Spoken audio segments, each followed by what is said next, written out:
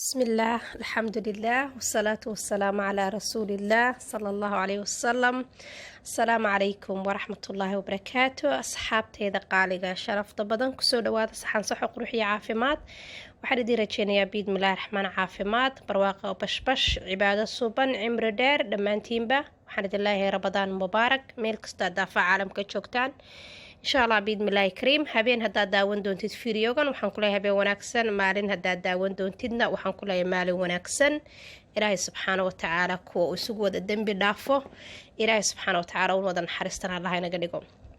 insha allah biidmillahi kariim waxaan la wadaagayaa qayb yar oo iska fudud oo maaragtay guriga iyadana arrimaheena in guriga ka dhex samaysana ah haddii ilaha yiraahdo maadaama rabadaan lagu jiro bishii barakaysnayd asay tahay bishii cibaadada bishii maaragtay qur-aanka bishii maaragtay allah subxaana wa tacaala bil walba waa bil yacni khayr qabta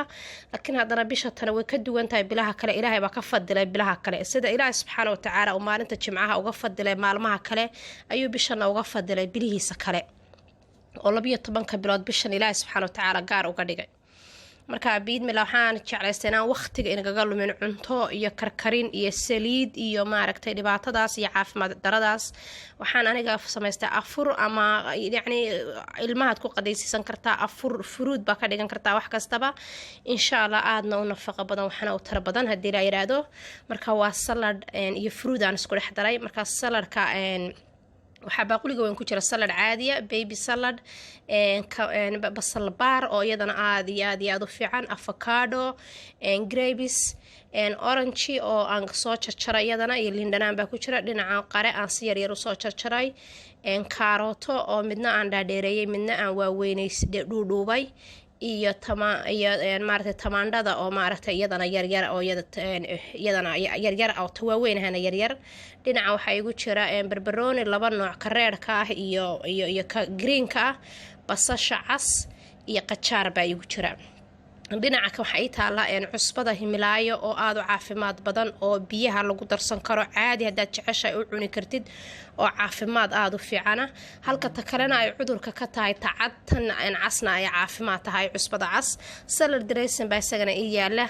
iyo mayonnaise marka qofkii raba uu ku darsan karaa qofkii rabana isagaa samaysan kara insha allah laakiin aniga waxaan usoo diyaarsaday waxaan si ciyaalka hadday rabaan inay ku darsadeen laakiin aniga waxaan ku darsaday markaan afurayay cusbada himilaayo ayaan ku darsaday cusbada cas iyo waxaan samaystay iyo maaragtay wax yar habeenkaas waxaan ku darsaday oo fish yar baan samaystay maxay tahay kalluun yar baan ku sameeyay laakiin waxaa samayn kartaa sideedanaaba ku cuni kartaa ciyaalka baaquliyaa ugu ridi kartaa markaasaad miiska u saaraysaa iyagaa cunaya say rabaan bay u cunayana wayna jecel yihiin caruurtu dad baa badanaa waxay dhahaan caruurta khudaarta nooma cunto caruurta waa waxa qofka weyn ee waalidka uu baro hadduu qofka weyne baro oo la fadhiisto oo jeclaysiiyo caruurtu way jeclaanayaan haddii intaad ay kugu yiraahdo miiska u saartid ama aad u dhiibtid ay kugu dhahan ma rabno ama aadan uba soo jarjarinin ay kugu dhahan ma rabno saasay uga tegayaan marka markastaba waxaa wanaagsan in aad maaragtay waqti gelisid in aad maaragtay maadaama caruurta iyagana xaq leeyihiin oo wax weydiin kartid haddana laakiin go-aanka waalidka iskale waa waxa maaragtay loogu tilmaamo ilmaha waalidka yacni si kasta waalidka go-aanka iskale gaal iyo muslimba waalidka go-aanka la siiyey marka diinteena islaamkuna waalidkay go-aanka siisay dhaqamadan wadamadan aan joognana yacni waalidka go-aanka iskale marka waa waxaad adiga bartid waa waxaad unless uuna waxaas ilmuhu xanuun ku ahayn oo allergy ku ahayn ama jirku ku googo-aan ama ku xanuunsanan ama ku matagaynin waa inaad ku khasabtid oo jeclaysiisid yacni qaab fiican u jeclaysiisid marka yani waxaan ka wadaa dadka yiraahda ilmuhu fruudka nooma cunaan ama khudaarta nooma cunaan